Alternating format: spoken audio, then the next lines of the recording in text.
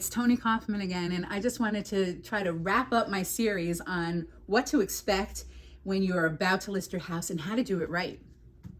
And I'm so excited. Thank you for watching this long. And please like my page and follow me. It's so important so that I can get this message out to other people. Thank you for that. So this next section talks about the paperwork that's involved and your net proceeds. You're thinking to yourself, hey, how does this all come together in a way that I'm going to be moving shortly? And it starts with the paperwork. So yes, you've done all your pre-marketing and all of that, but you still have to fill out, I would say, 10 to 15 pages of documents regarding the sale of your house. So we start together with the listing agreement and the seller's disclosure, and that document is a bear. But it's so important, and it's so important that you're truthful and really specific. Now, I'm not saying that you should run and say, oh my gosh, we had a 1/4 inch of water in our basement and it happened twice and it's been horrible. I'm not saying that. I'm saying that you need to say, hey, we had a 1/4 inch of water in our basement and it happened twice. We think this is the reason. We think we've corrected it. It hasn't happened since we've done this X. Okay. And there are so many questions on that seller's disclosure. I should have looked it up before I started this video. I think there's 475 lines, but about, 200, 180, something like that, questions that you're going to answer about your house. And you need to be specific. So start looking through your paperwork.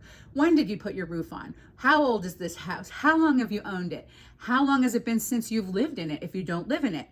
Did you do any testing? What are the test results? Where are they? Can you put your hands on those things? It's really important because people want to know and they deserve to know. Can you find your survey? We want your survey so that we can discuss how big your lot is. We can look on the tax maps, but the tax maps aren't as accurate as your survey is. Do you have your back title? That's also very helpful for when the buyers are starting their title search. And lead paint. Do you know if there's any lead paint in your house? If your house was built prior to 1978, we're going to have to fill out that disclosure as well. What do you know about your septic system? Do you have an as-built? All these things are available in town, but not specifically if you haven't. Do you have any open permits? That's another good one. Make sure that you go to town and check. Are your permits all closed? These are just little nuances in this transaction that's going to make everything go smoother. And the other thing I wanted to talk about was your net proceeds.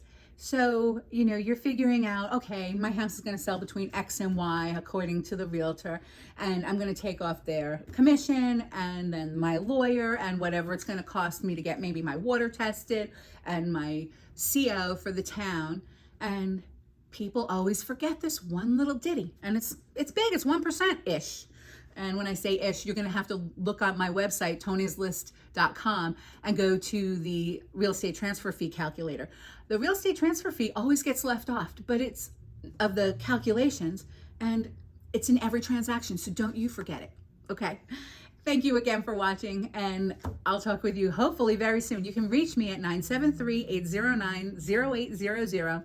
Like this video, follow me, and thank you again.